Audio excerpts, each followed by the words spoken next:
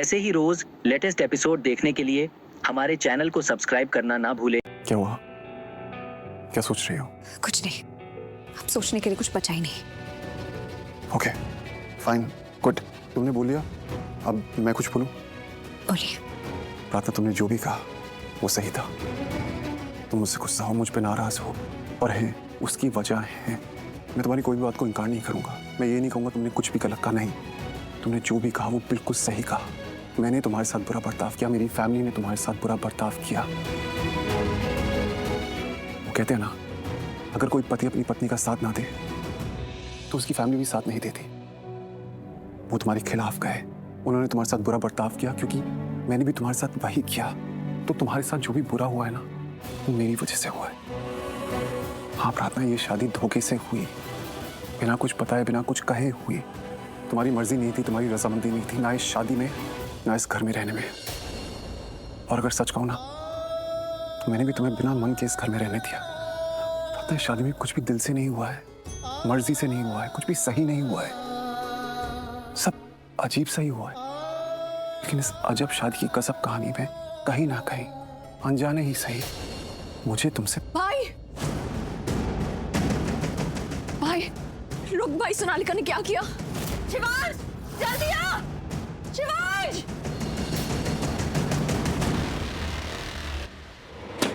सोनालिका, बेटे दरवाजा खोलो।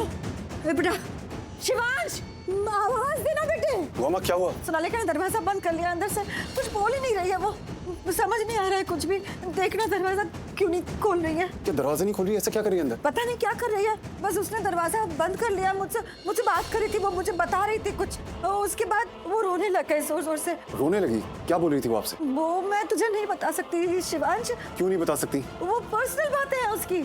वो मेरे साथ अपना दुख, अपना पेन शेयर कर रही थी। वो मैं तुझे कैसे बता दूं? लेकिन वो जो कुछ भी बोल रही थी ना, वो मैं नहीं मानती हूँ कि वो सच है। मेरा दिल नहीं मानता। क्या कहा उसने बुआ माँ? वो कह रही थी कि तूने उससे कुछ कहा। मेरा दिल नहीं मानता कि तूने ऐसा कुछ कहा होगा उससे। मेरा ना दिल बहुत घबरा रहा है, मुझे कुछ समझ नहीं आ रहा है। डर लग रहा है मुझे। दरवाजा खुलवा दे उससे, मुझे उसकी आवाज सुननी है। शिवांश भाई, मुझे भी डर लग रहा है। सोनालिका ने ऐसा पहले कभी नहीं किया। वो इतनी चुप क्यों है? शिवांश, कहीं उसने अंदर कुछ, अब यहाँ देख रहे हैं, दरवाजा तोड़िए ना। वो दरवाजा खोल नहीं रही है तो तोड़ दूं? हाँ, तोड़ दीजिए ना। कहीं वो उससे कुछ कर तो नहीं लिया होगा। Sonalika, open the door. वो दरवाजा नहीं खोल रही है शिवांश। हो सकता है वो अंदर बेहोश हो गई हो, क्योंकि अगर होश में होती तो अभी तक आवाज लगा देती ना। वो उससे कहीं कुछ कर लिया तो आप दरवाजा तोड़िए ना प्लीज, जल्दी।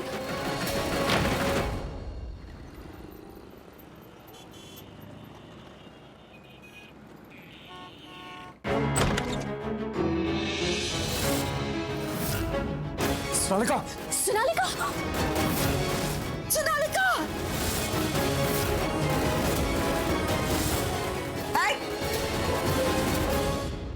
तुम रुको, आगे नहीं जाना। तुम यही रुको। बुआ माँ, क्या हुआ? क्या हुआ मतलब? क्या देख नहीं रहा है तुझे, या तू देखना नहीं चाहता? बेटा, ये सब जो हुआ है ना, तेरी वजह से हुआ है। क्या किया तूने इसके साथ? क्या कहा इसे जो इसने? खड़े खड़े मुंह क्या देख रहा है? डॉक्टर को नहीं बुलाना है क्या? मॉम, मैंने डॉक्टर को बुला लिया है। अच्छा, क्या किया इस लड़की ने?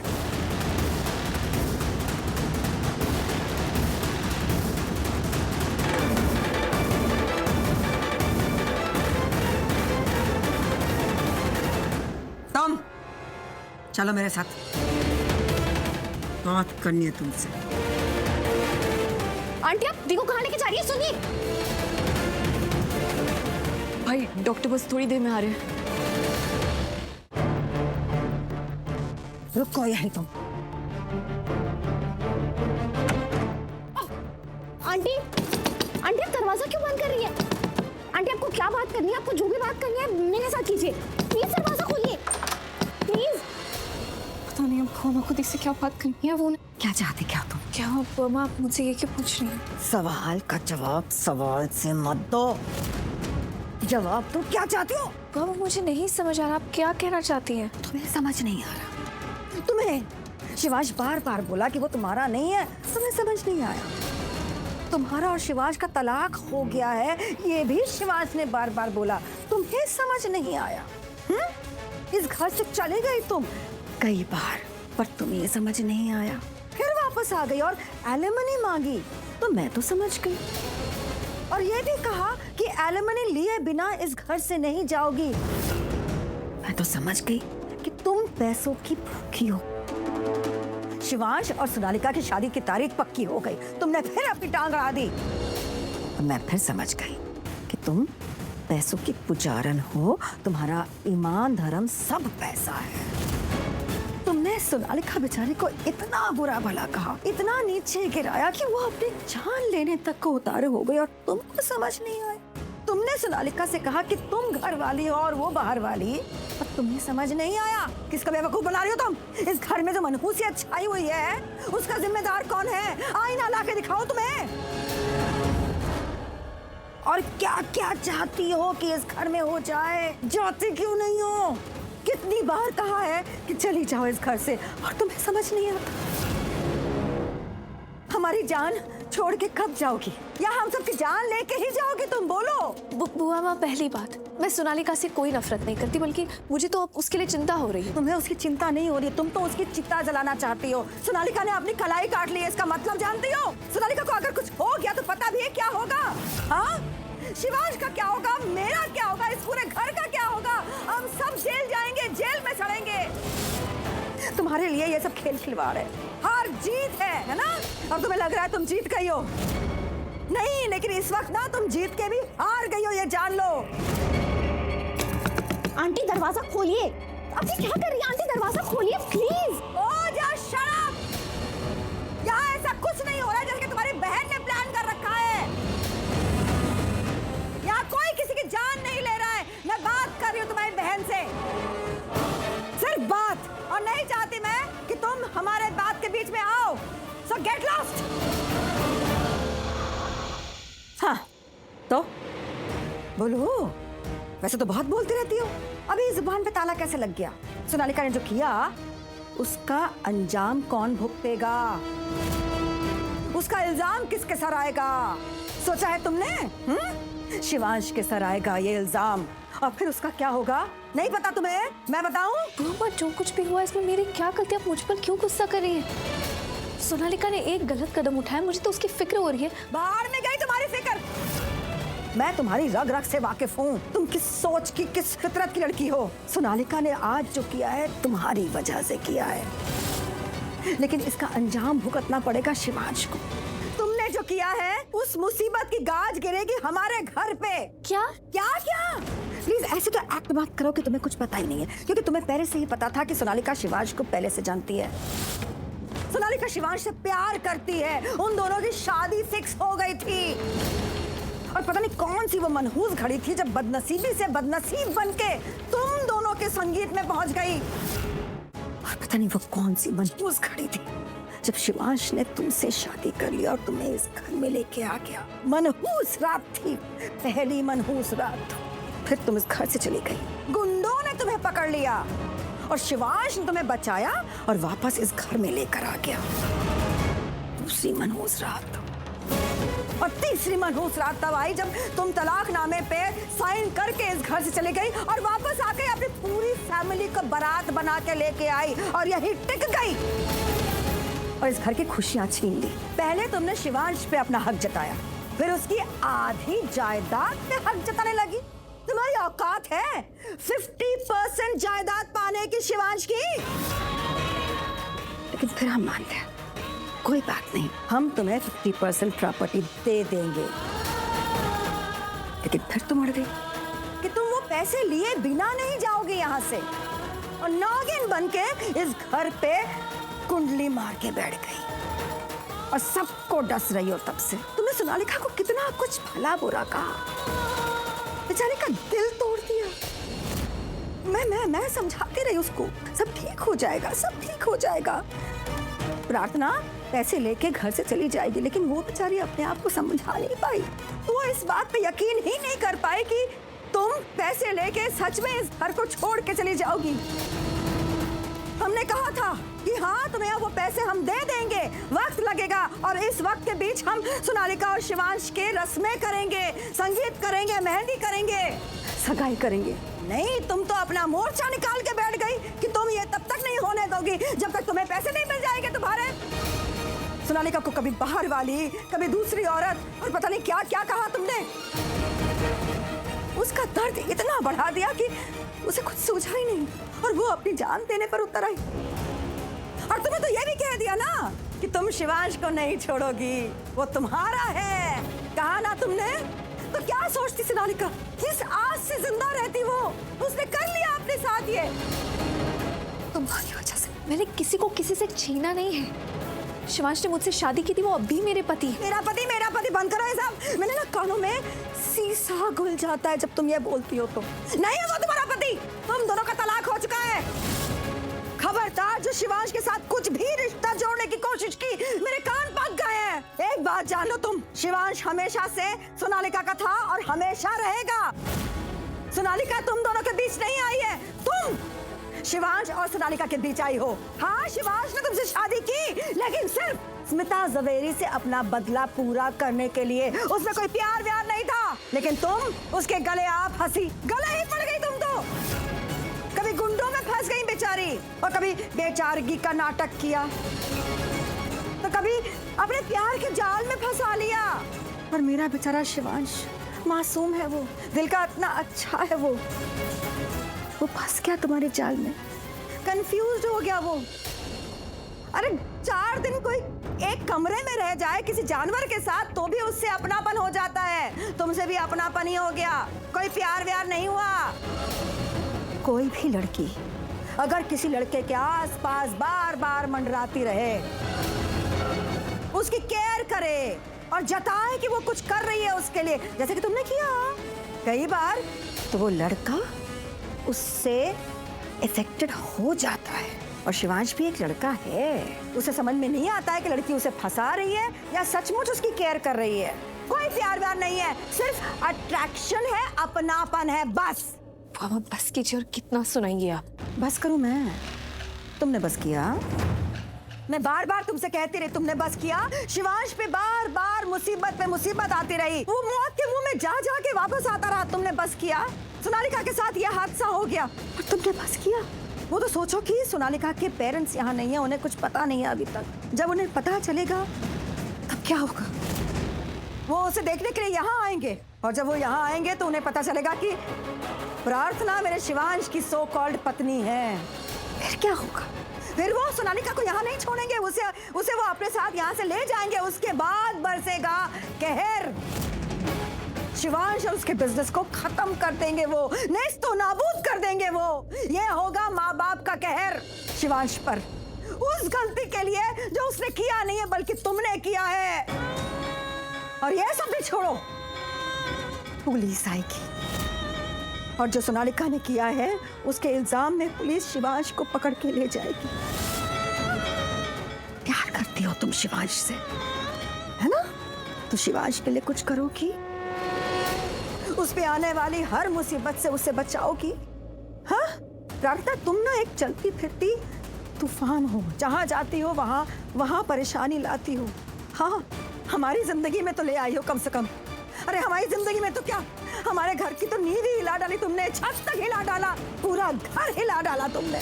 अब सबकी बस बची खुची जान बची है, उस जान को तो बख्श दो। हाथ जोड़ती हूँ तुम्हारे आगे, अब तो बख्श दो हम लोगों को। बहुत प्यार करती हो ना शिवांश से तुम, है? बहुत केयर करती हो उसकी, तो दिखावा ही सही, कुछ करके दिखाओ शिवांश के लिए। उसकी जान जो मुसीबत में तुमने डाली है, उसकी हर मुसीबत जो उस पे आने वाली है, उससे उसको बचा के दिखाओ। पर बुआ माँ, मैं कैसे बचा सकती हूँ? मैं क्या कर सकती हूँ? इस घर को छोड़ के चली जाओ, शिवांश को छोड़ के चली जाओ, अब तो चली जाओ। नहीं बुआ माँ, मैं ऐसे कैसे नहीं, मैं इस घर को छोड़कर कहीं नहीं जाऊंगी। कितनी लालची हो तुम, हाँ? कितनी लालची हो? हाय करो, हाय करो, हाय करो। अरे प्रार्थना, तुम्हें ना तुम्हारे पैसे मिल जाएंगे, हम तुम्हारे पैसे दे देंगे तुम्हें, तुम बस जाओ। आप मुझसे कुछ भी करवा दीजिए, पर मैं इस घर को छोड़कर नहीं जाऊंगी। इतनी जिद्दी हो तुम? क्यों नहीं जाओगे तुम घर को छोड़ के प्रार्थना? क्योंकि मुझे पता है कि क्या पता है? इस समय एक प्रार्थना ही है जो शिवांश को जीवन दे सकती है। तो सोनालिका, तुम अभी शिवांश से जबरदस्ती शादी नहीं कर सकती। अगर इस समय आपने उससे शादी करने की कोशिश की तो शिवांश का मारक दोस्त उसकी जान भी ले सकता है। क्या पता है तुम्हें? बोलो। कुछ नहीं। कुछ नहीं मतलब क्या होता है? बताना पड़ेगा तुम्हें। एक्शन छोड़ो, मुझे ना कुछ नहीं सुनना है तुम्हारा। तुम कोई नया तीर दाग दोगी, कोई नई झूठी कहानी बना दोगी, नहीं सुनना है मुझे। मैं बस चाहती हूँ कि तुम चली जाओ इस घर से। मैं इस दुनिया को छोड़ दूंगी लेकिन इस घर को छोड़कर कहीं नहीं जाऊंगी। और अगर पुलिस आई घर में, सवाल किए उन्होंने कि सोनालिका ने जो ये किया वो किस लिए किया, तो क्या जवाब देंगे? मॉम, सोनालिका की मॉम का फोन आया है। आए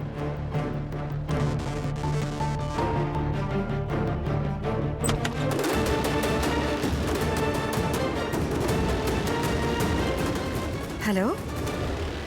हाँ, अच्छा अच्छा अच्छा। ओह, फोन नहीं उठा रही है आपका। हो सकता है वो वॉशरूम में हो, शावर ले रही हो।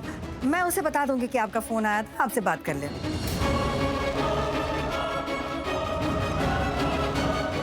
Okay okay, bye, take care. मैं फोन करती हूँ। हाँ, सोनालिका से फोन करवाती हूँ। बाय।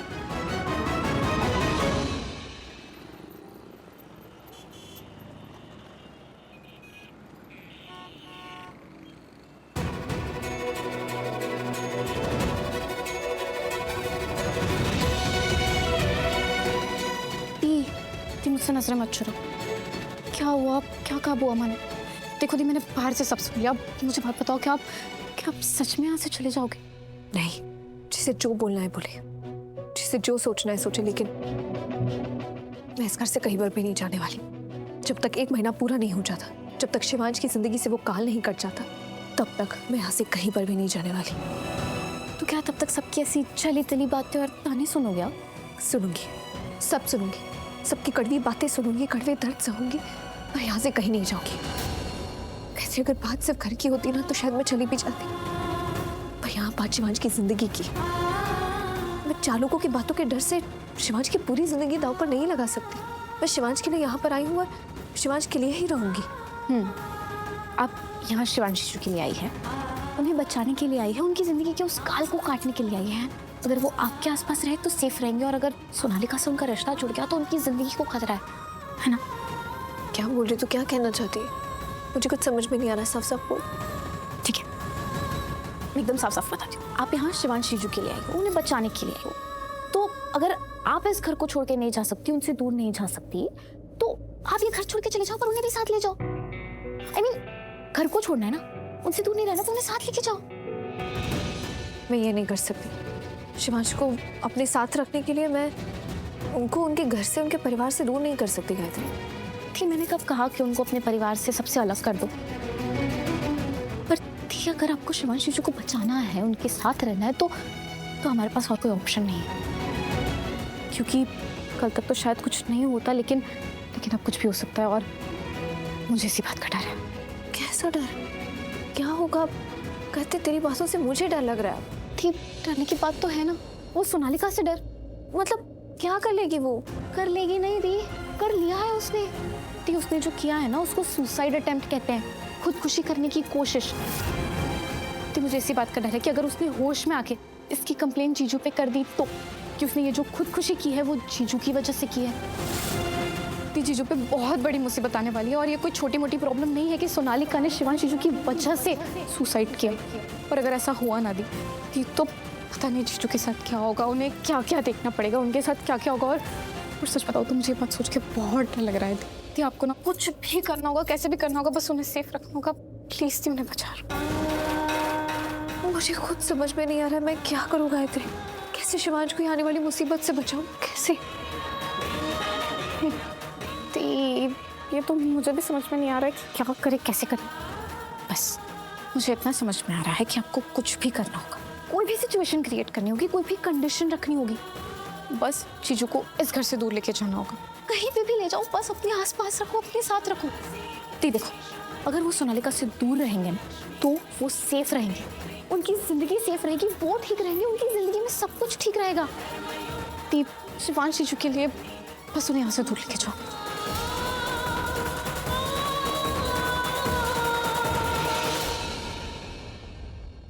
ऐसे ही रोज लेटेस्ट एपिसोड देखने के लिए हमारे चैनल को सब्सक्राइब करना ना भूलें।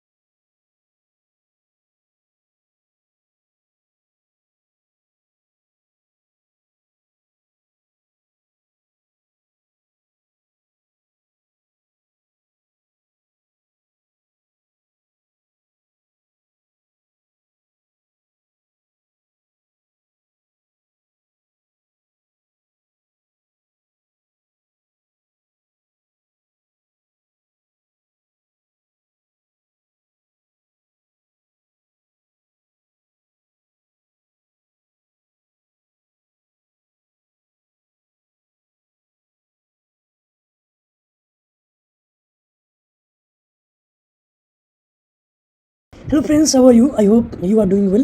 Today we have brought one beautiful moral story of characters Rishi, Lakshmi, Rajbir and Purvi. It goes like this. ऋषि की तपस्या। एक बार की बात है, एक गांव में एक महान ऋषि निवास करते थे। उनका नाम था ऋषि वशिष्ठ। वो अपने ज्ञान और तपस्या के लिए प्रसिद्ध थे। गांव के लोग उनकी पूजा करते थे और उनकी सलाह लेते थे। ऋषि वशिष्ठ ने संसार के भले के लिए कई तपस्याएं की थी और उनके पास दिव्य ज्ञान भी थी।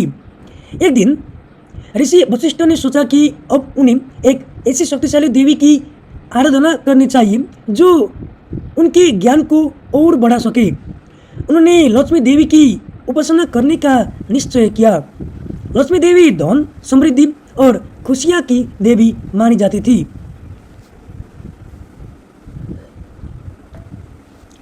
ऋषि वशिष्ठ ने कठोर तपस्या शुरू की।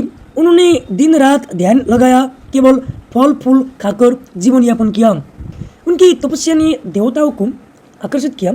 अंततः लक्ष्मी देवी ने उनकी तपस्या से प्रसन्न होकर उन्हें दर्शन दिए।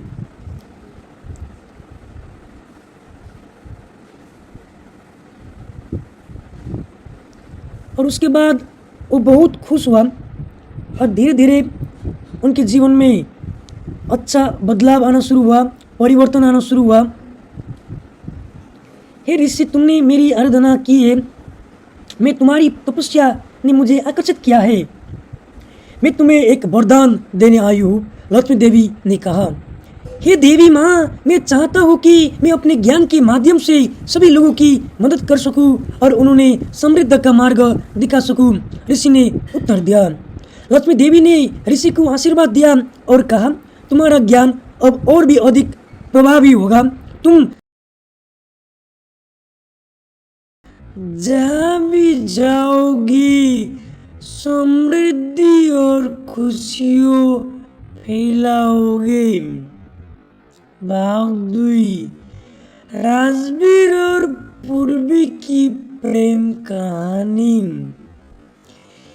इस बीच गांव में राजवीर नामक एक युवक था जो अपनी साहस और बुद्धिमत्ता के लिए जाना जाता था।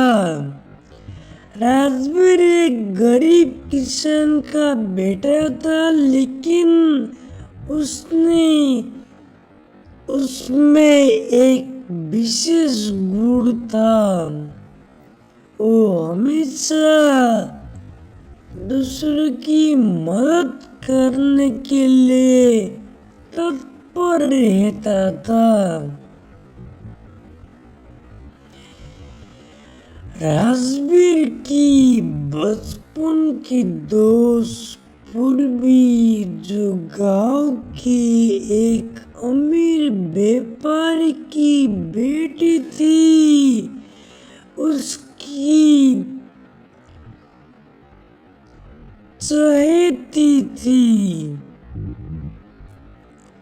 पूर्वी की सुंदरता और सरलता ने राजवीर का दिल जीत लिया था। दोनों ने एक दूसरे के साथ समय बिताना शुरू किया। वो अक्सर गांव की बागों में एक साथ खेलती और अपने सपना देखते थे। एक दिन पूर्वी ने राजवीर से कहा, मैं तुमसे एक वादा करना चाहती हूँ, चाहे कुछ भी हो, मैं हमेशा तुम्हारे साथ रहूंगी।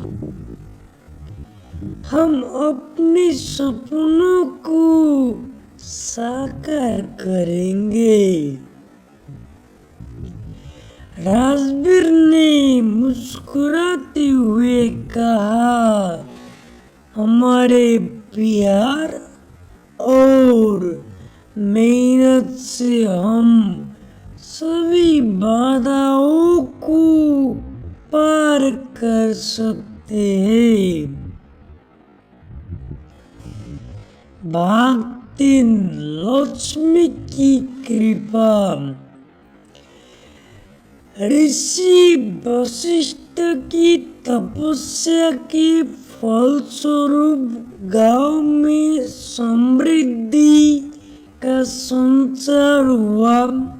लोग खुशहाल रहने लगे और आर्थिक स्थिति में सुधार हुआ।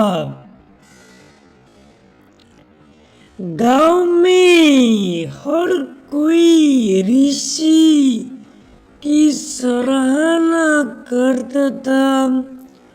उन्होंने अपने ज्ञान से लोगों को कृषि, व्यापार और अन्य क्षेत्रों में सुधार करने में मदद की। राजवीर और पूर्वी ने भी इस समृद्धि का लाभ उठाया। राजवीर ने पूर्वी के पिता से बातचीत की और कहा, मैं आपकी बेटी के लिए एक योग्य पति बनने के लिए मेहनत करूँगा। मैं अपने प्रयासों से एक अच्छा किसान बनूँगा। पूर्व के पिता ने राजवीर की मेहनत और दृढ़ संकल्प को सराहा, लेकिन उन्हें राजवीर की गरीबी के कारण थोड़ा चिंता थी। उन्होंने राजवीर से कहा, मेरे पास धन और संसाधन है, लेकिन मुझे ये सुनिश्चित करना होगा कि तुम मेरी बेटी को खुश रख सको। राजवीर ने कहा, मैं धन की कमी से नहीं डरता, मैं अपने प्रेम और मेहनत से पूर्वी को खुश रखूंगा। भाग 4, कठिनाइयों का सामना। गांव की सुख समृद्धि का माहौल था, लेकिन अचानक एक संकट आया। गांव में सूखा पड़ा, जिससे फसलें बर्बाद हो गई। लोग चिंतित और परेशान हो गए। राजवीर ने अपनी समझदारी का इस्तेमाल करते हुए गांव वालों को एकजुट किया और कहा, हमें एक साथ मिलकर इस कठिनाई का सामना करना होगा।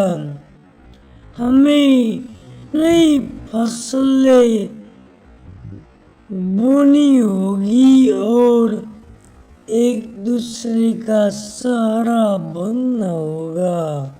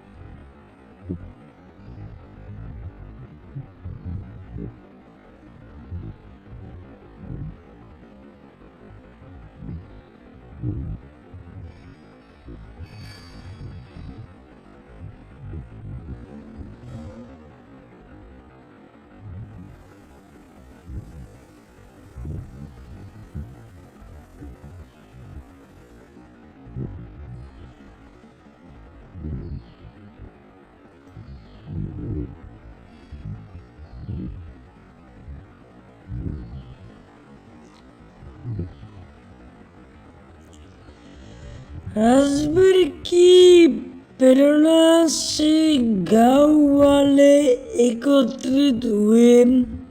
उन्होंने एक साथ मेहनत की और कुछ समय बाद सूखे का प्रभाव कम होने लगा। फसलें फिर से लहलाने लगी। पूर्वी ने भी राजवीर का साथ दिया और उसके सभी प्रयासों में सहयोग किया। भाग 5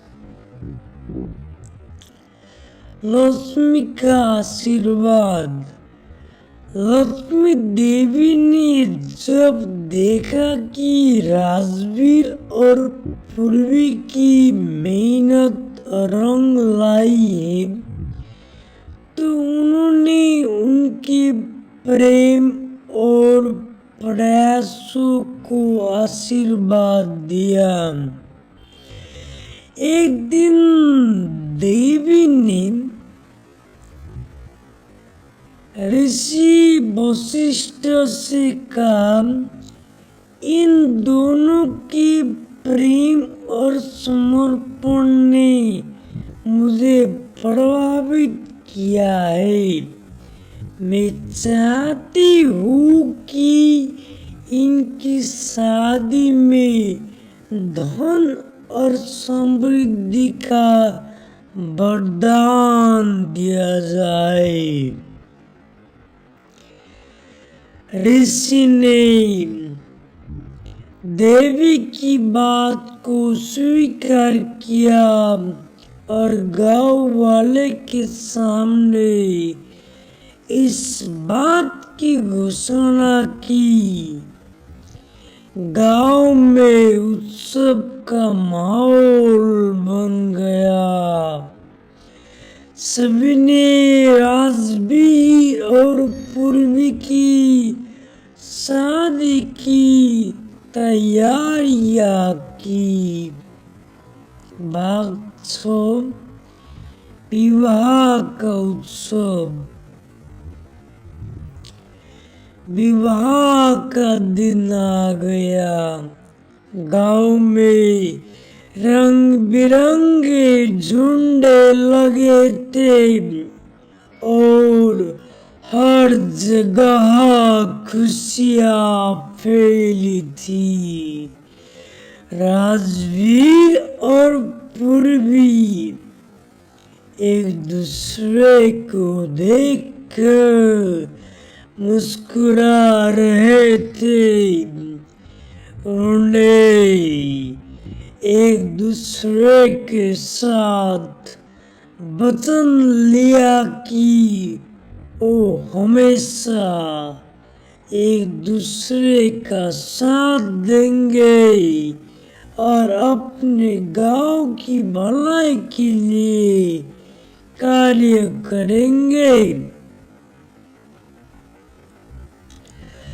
और विवाह संपन्न हो गया और लक्ष्मी देवी का आशीर्वाद लेकर राजवीर और पूर्वी ने एक नया जीवन शुरू किया। उनके प्रेम ने गांव में एक नई ऊर्जा का संचार किया। गांव वाले उनकी निस्वार्थ सेवा और समर्पण को देखकर प्रेरित हो गए। भाग 7 ज्ञान और समृद्धि का फैलाव। समय के साथ राजवीर और पूर्वी ने गांव में कई विकास कार्य किए। उन्होंने शिक्षा, स्वास्थ्य और कृषि में सुधार के लिए कई योजनाएं बनाई।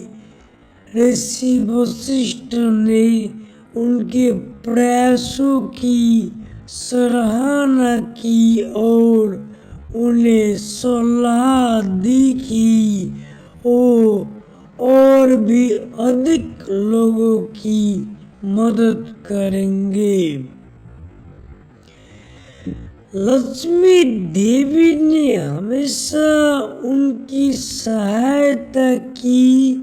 उन्होंने गांव के विकास के लिए आवश्यक संसाधनों की कमी नहीं होने दी। राजवीर और पूर्वी के नाम से गांव में कई कार्य किए गए और उनकी कथा लोगों के बीच प्रेरणा बन गई। भाग 8 अंत में इस प्रकार ऋषि वशिष्ठ, लक्ष्मी देवी, राजवीर और पूर्वी की कथा न केवल प्रेम और समर्पण की थी, बल्कि ये भी सिखाती है कि कठिनाइयों का सामना करने के लिए एकजुटता और सहयोग आवश्यक होता है। जब हम मिलकर प्रयास करते हैं तो हम किसी भी बाधा को पार कर सकते हैं।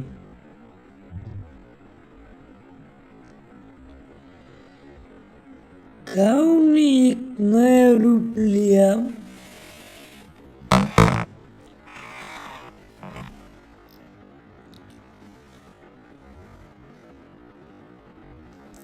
और धीरे धीरे उनके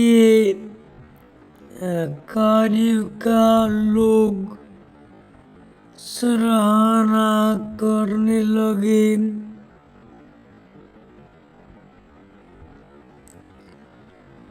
उन लोगों के लाइफ में धीरे धीरे अच्छा बदलाव आने लगा।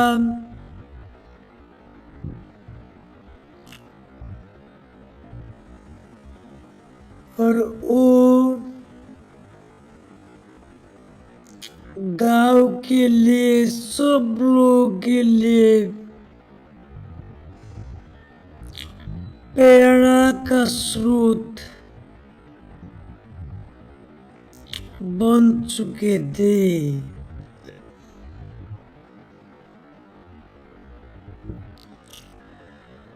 अब उन्होंने सोच लिया था कि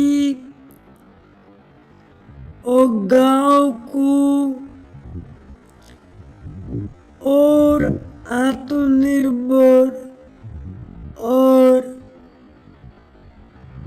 गरीबी से दूर करने के लिए वो लोग मेहनत करेंगे और धीरे धीरे उन लोगों का सपना पूरा हो रहा था।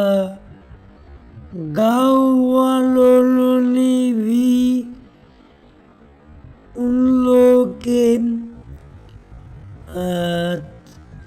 काम का सराहना किया और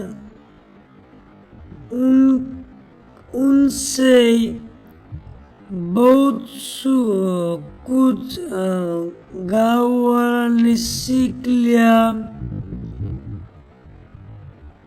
गांव वाले बहुत खुश थे और वो लोग उन लोगों की इज्जत करते थे और इस तरह का कार्य से प्रभावित होकर उन लोगों ने बहुत कुछ सीखा और बहुत ऐसा आदमी भी गांव में निकले।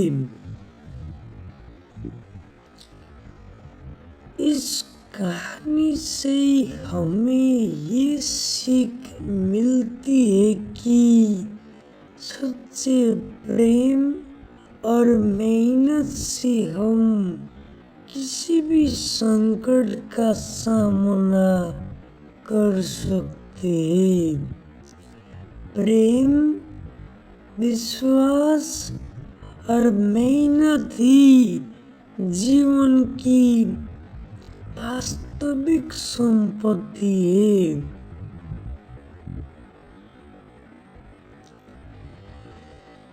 जब हम एक दूसरे का साथ देते हैं तो हम अपने जीवन में लक्ष्मी के आशीर्वाद प्राप्त कर सकते हैं और सफलता की नई ऊंचाइयां छू सकते हैं।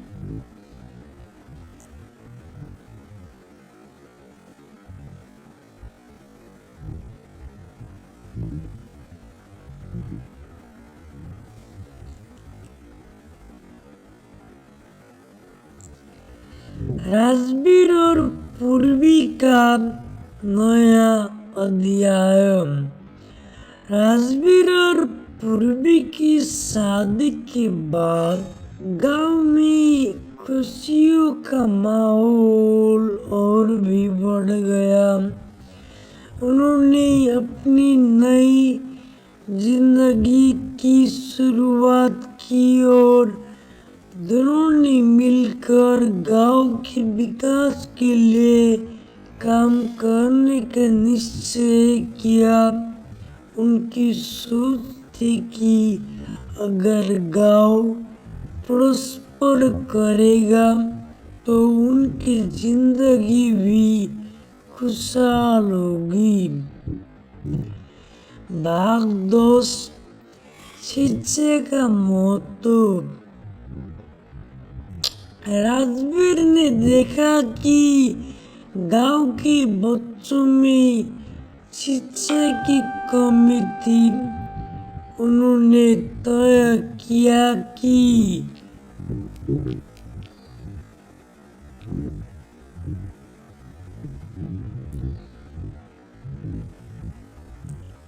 वो गांव में एक स्कूल खोलेंगे ताकि बच्चे अच्छी शिक्षा प्राप्त कर सके।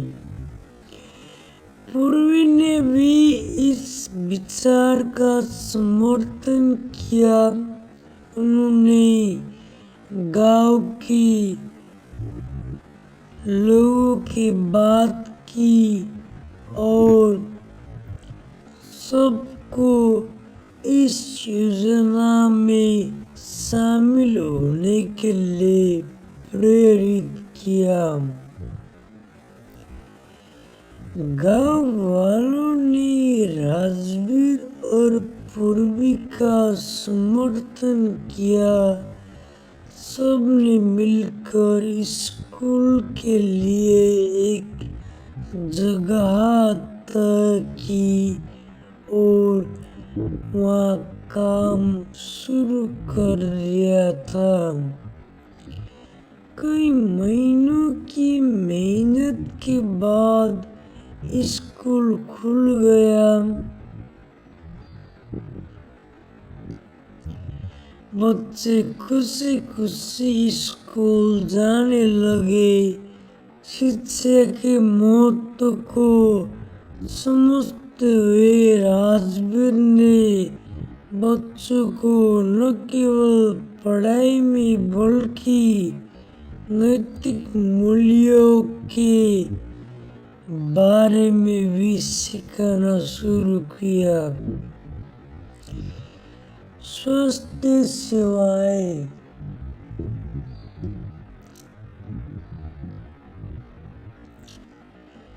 इसके बाद राजवीर और पूर्वी ने गांव में स्वास्थ्य सेवाओं को सुधारने का कार्य शुरू किया। गांव में एक छोटी सी स्वास्थ्य केंद्र की आवश्यकता थी। उन्होंने आवश्यक उपकरण की व्यवस्था की और एक अच्छे डॉक्टर को गांव में लाने का प्रयास किया।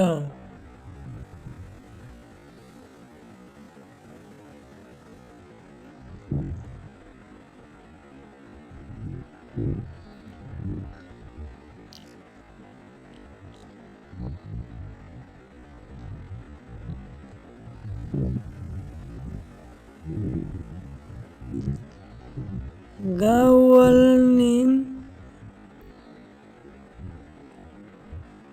अच्छे कार्य का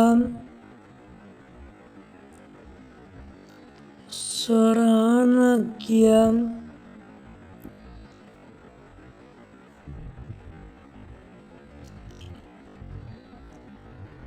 और उनके जैसे बनने के लिए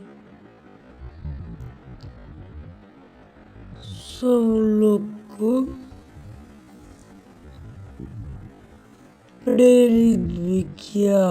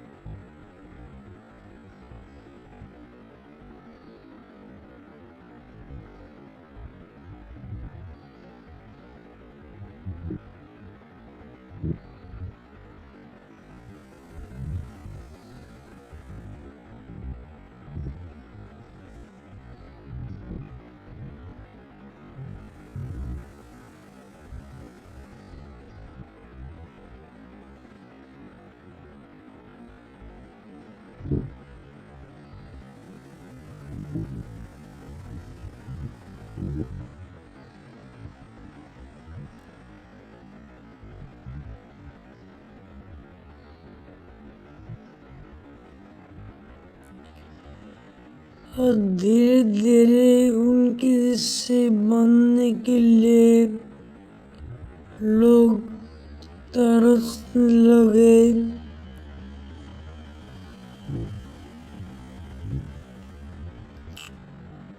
और धीरे धीरे गांव में परिवर्तन का माहौल सृजना हो रहा था और उन लोग के जैसे बनने के लिए गांव वाले मेहनत कर रहे थे और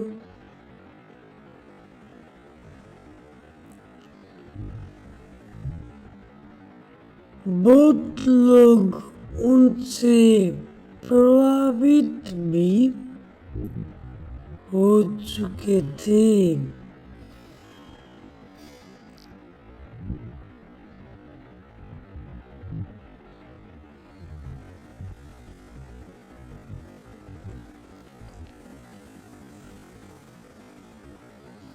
राजवीर ने देखा कि गांव के किसान अपनी फसलों को बेहतर तरीकों से उगाने के लिए नई तकनीकों से अनजान थे। उन्होंने गांव के किसानों को नई कृषि तकनीक के बारे में सिखाने का निश्चय किया।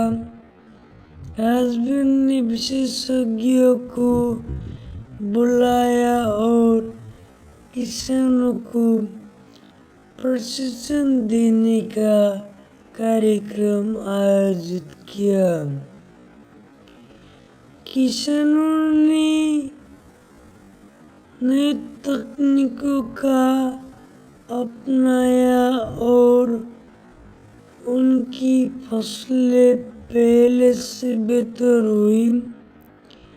राजवीर ने खुद भी अपने खेतों में नए बीजों का प्रयोग किया।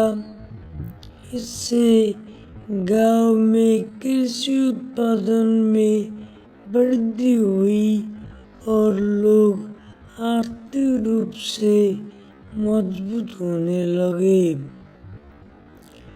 लक्ष्मी का आशीर्वाद। लक्ष्मी देवी ने देखा कि राजवीर और पूर्वी की मेहनत रंग लाई है। उन्होंने ऋषि वशिष्ठ से कहा, इन दोनों की सेवा और समर्पण ने इस गांव को नया जीवन दिया है। मैं चाहती हूँ कि इनके प्रयासों को और भी सफल बनाओ। एक रात देवी ने राजवीर और पूर्वी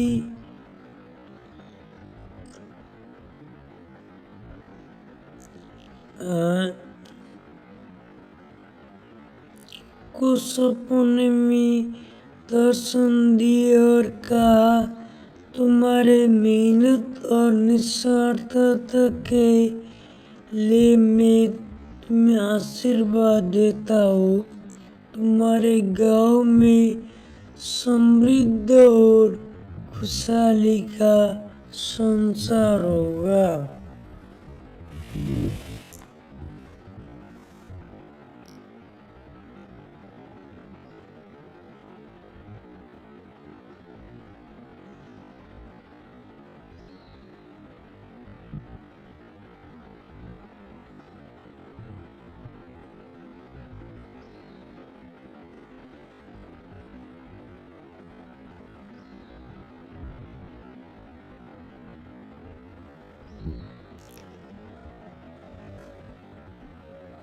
धीरे धीरे उन लोगों से प्रभावित होकर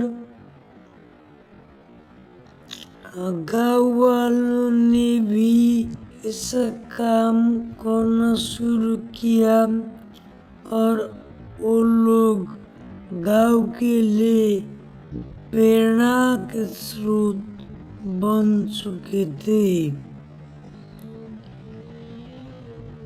और इस तरह अच्छा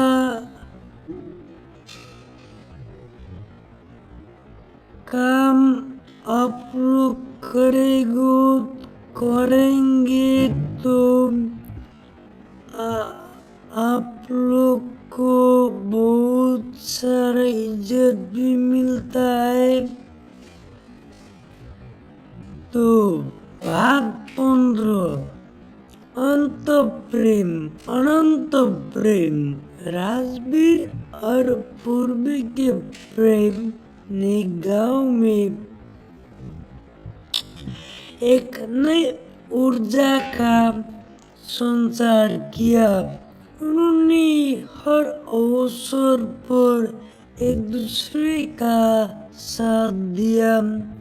गांव के लोग भी उनके प्रेम और समर्पण से प्रेरित हुए। राजवीर और पूर्वी ने अपने जीवन में हमेशा एक दूसरे का सहारा बना रहने का वचन दिया।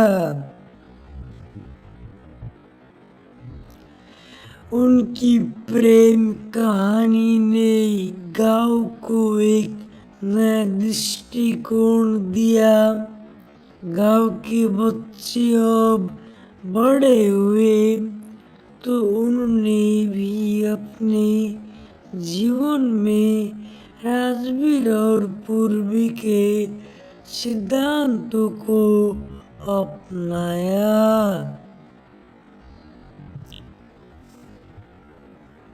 भाग 16 जीवन का समापन।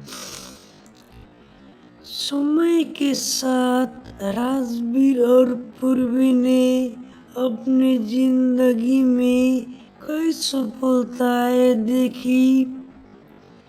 उन्होंने न केवल अपने गांव को बल्कि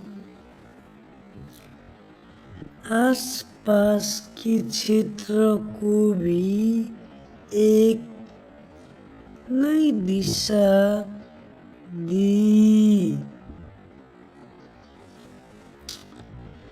जब भी कोई कठिनाई आती, राजवीर और पूर्वी ने मिलकर उसका सामना किया। गांव में हर कोई जानता था कि अगर राजवीर और पूर्वी है तो हर समस्या का हल है। उनकी कहानी एक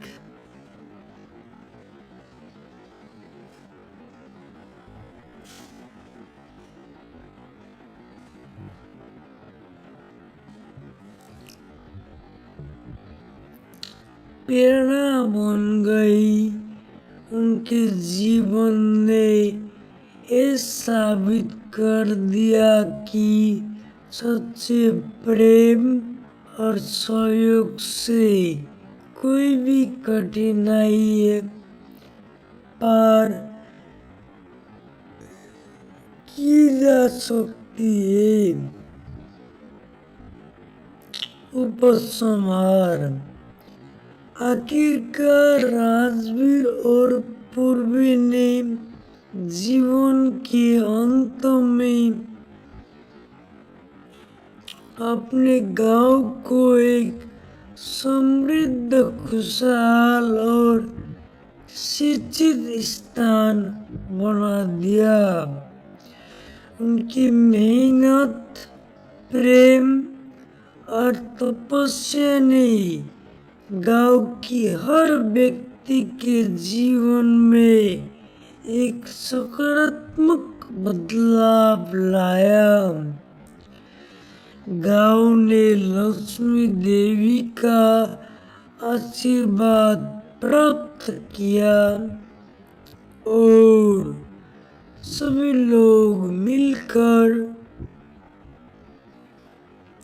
खुशहाल जीवन जीने लगे। इस प्रकार ऋषि वशिष्ठ, लक्ष्मी देवी, राजवीर और पूर्वी की कहानी एक अनंत प्रेरणा बन गई। ये सिखाती है कि सच्चा प्रेम, मेहनत और एकजुटता से हम किसी भी बाधा को पार कर सकते हैं और अपने सपनों को साकार कर सकते हैं। एक कहानी प्रेम, साहस और सेवा की प्रेरक दास्तान है। अगर आप और कुछ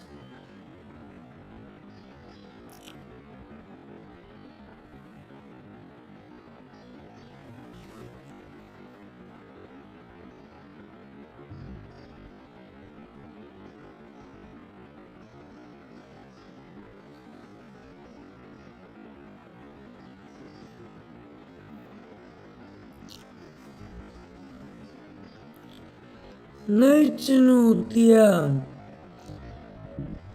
राजवीर और पूर्वी की जिंदगी में सब कुछ ठीक चल रहा था, लेकिन किसी भी समाज में चुनौतियाँ आती रहती।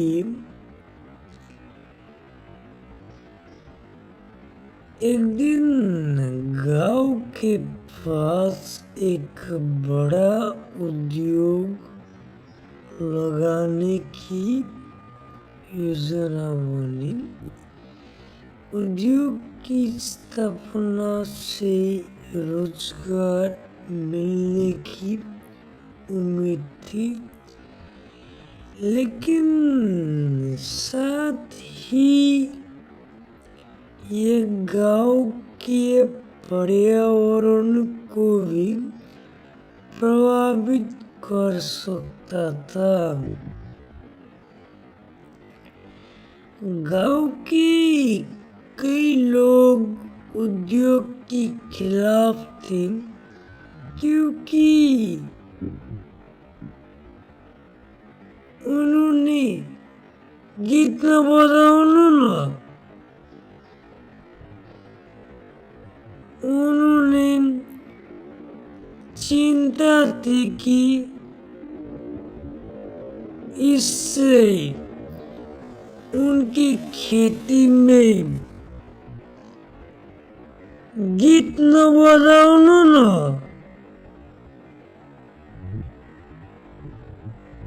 गांव वाले को आमंत्रित किया और उद्योग के संभावित लाभ और हानियों पर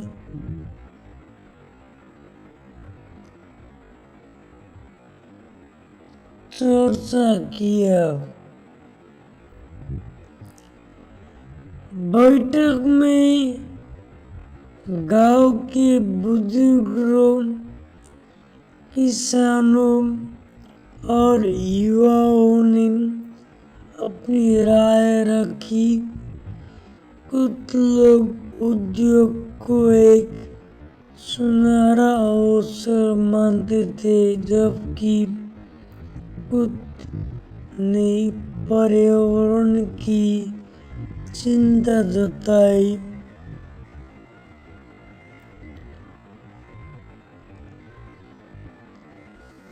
राजवीर ने कहा, हमें एक ऐसा संसाधन कॉलेज वाला को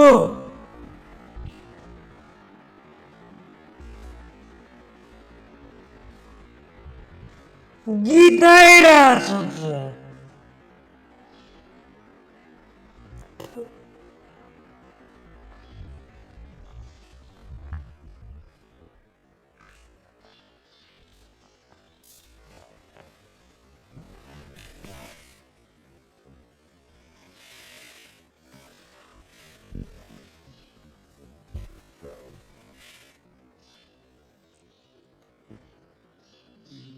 संसाधन की खोजी। राजवीर और पूर्वी ने उद्योग के मालिकों से भी मुलाकात की। उन्होंने उनसे निवेदन किया कि उद्योग को स्थापित करने से पहले गांव की आवश्यकताओं को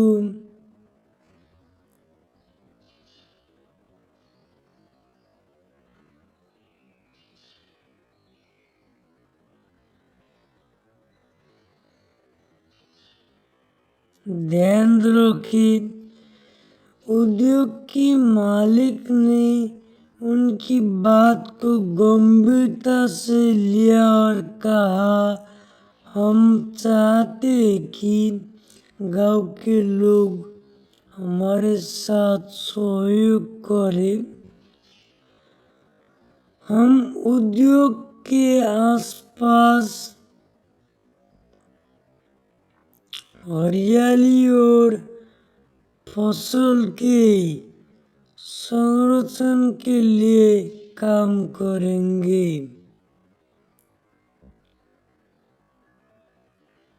इस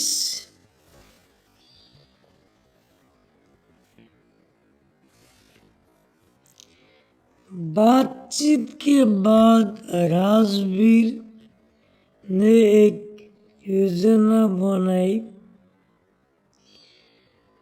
उन्होंने गांव वाले से कहा, अगर हम उद्योग का सहयोग प्राप्त कर सके तो हम सभी मिलकर एक ऐसी व्यवस्था बना सकते हैं जिससे सभी को लाभ हो। भाग 21 सकारात्मक बदलाव। गांव वालों ने राजवीर और पूर्वी के नेतृत्व में सहमति दी। उन्होंने उद्योग के साथ मिलकर काम करने का फैसला किया। इससे न केवल गांव की आर्थिक स्थिति में सुधार हुआ बल्कि उद्योग भी पर्यावरण का ध्यान रखने लगे।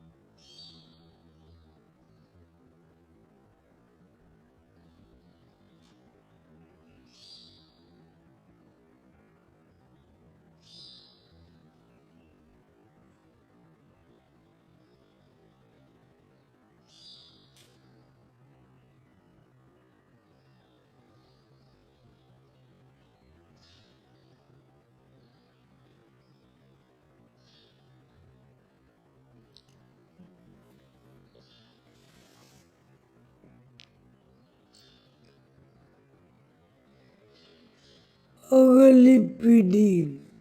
राजवीर और पूर्वी के बच्चों भी अब बड़े हो रहे थे। उन्होंने अपने माता पिता से प्रेरणा लेते हुए शिक्षा की महत्व को समझा और अपने गांव को और आगे बढ़ाने के लिए तैयार थे। राजवीर ने अपने बच्चों को बताया, हमारे गांव में जो कुछ भी हुआ है वो मेहनत, प्रेम और एकता के कारण ही हुआ है। तुम्हें इस परंपरा को आगे बढ़ाना है। भाग 24 ज्ञान का प्रचार।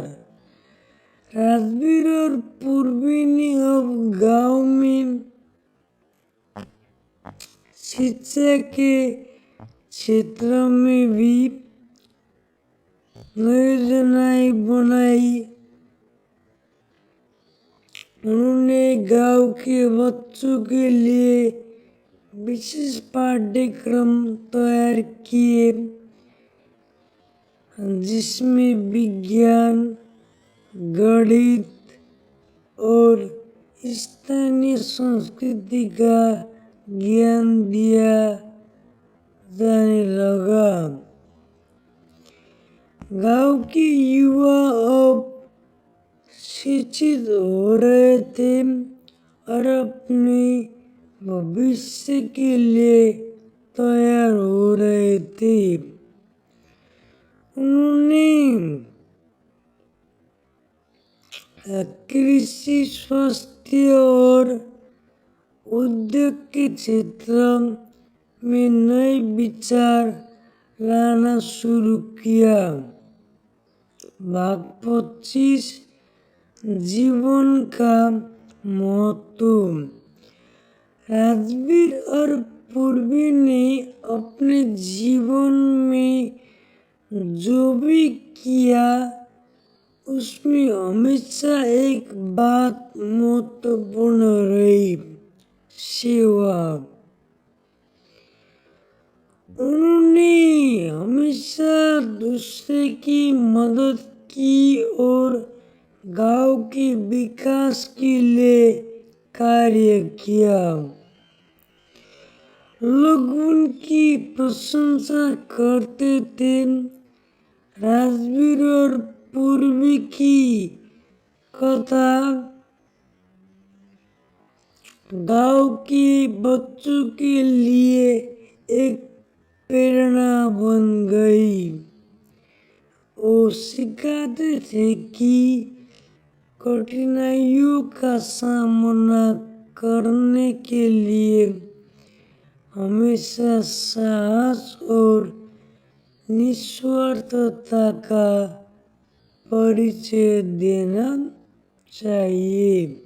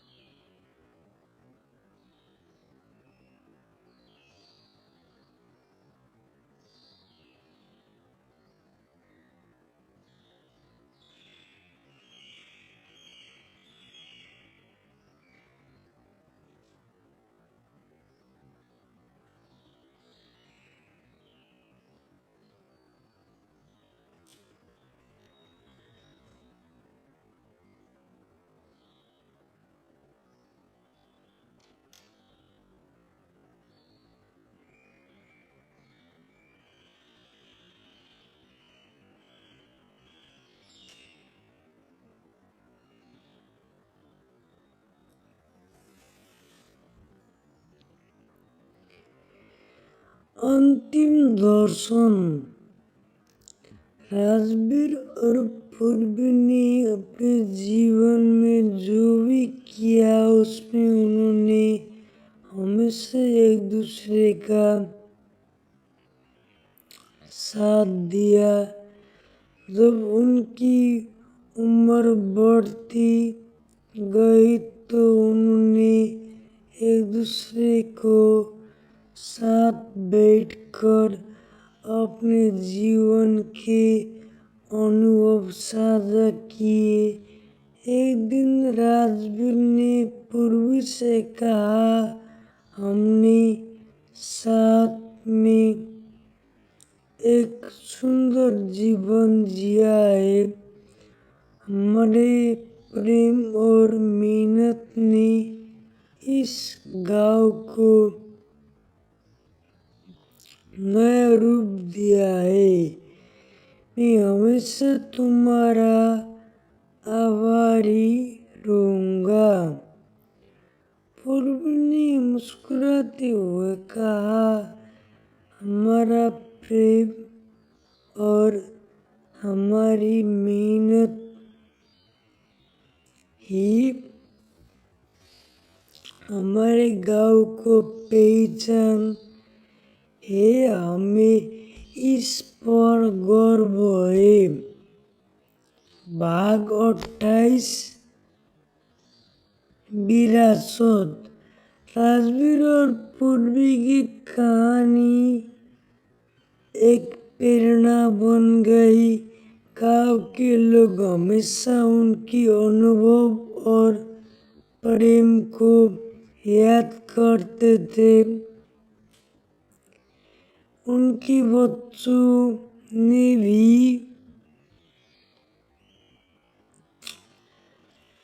अपने माता पिता की परंपराओं को आगे बढ़ाया और गांव के विकास में योगदान दिया। तो इस तरह राजवीर और पूर्वी की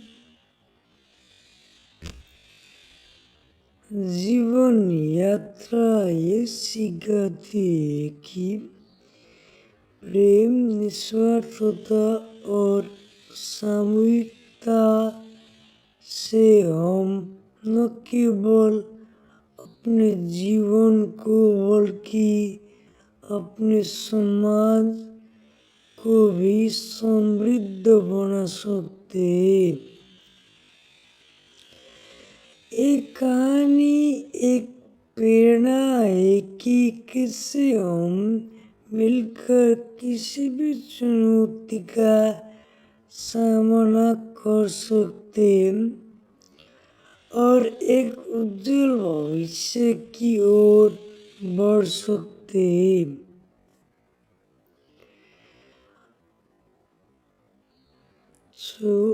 इस तरह रोज देखने के लिए इस चैनल को लाइक, कमेंट और सब्सक्राइब करना न भूलिएगा।